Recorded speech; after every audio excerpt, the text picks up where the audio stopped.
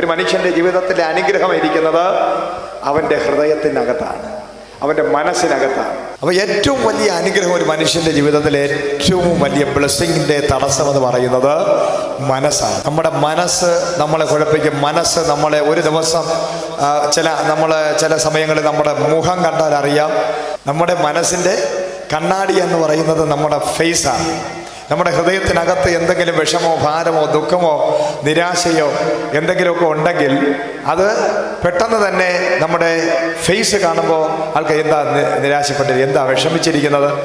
അപ്പോൾ അങ്ങനെയൊക്കെ നമ്മുടെ മനസ്സ് കൈവിട്ട് പോയി കഴിഞ്ഞാൽ നമ്മുടെ മനസ്സിനകത്ത് സൈനൈഡിനേക്കാൾ പവറുള്ള കാളകൂട വൃക്ഷം വേണമെങ്കിൽ നിറച്ച് വെച്ചിരിക്കണം. അപ്പോൾ അത് നമ്മുടെ ചുറ്റുപാട്, നമ്മുടെ അന്തരീക്ഷത്തിൽ, നമ്മുടെ ജീവിതത്തിലെ സകല മേഖലകളിലും അതുപോലെ നമ്മുടെ ശരീരത്തിനെ അത് ബാധിക്കാനിടയാകും. അതുകൊണ്ടാണ് വചനം പറയുന്നത്, നിന്റെ ഹൃദയത്തെ ദൈവം തൂക്കി നോക്കുന്നു.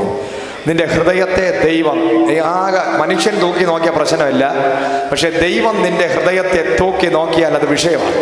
അതാണ് വചനം പറയുന്നത്, നിന്റെ ഹൃദയത്തെ ഞാൻ അളന്ന് തൂക്കുന്നു. നിന്റെ മനസ്സ് പുതുക്കി നീ രൂപാന്തരപ്പെടണം. ഹല്ലേലൂയ. കാരണം പഴയ കാര്യങ്ങൾ ഒരിക്കലും നമ്മൾ ചിന്തിച്ചു കൊണ്ടിരിക്കരുത്.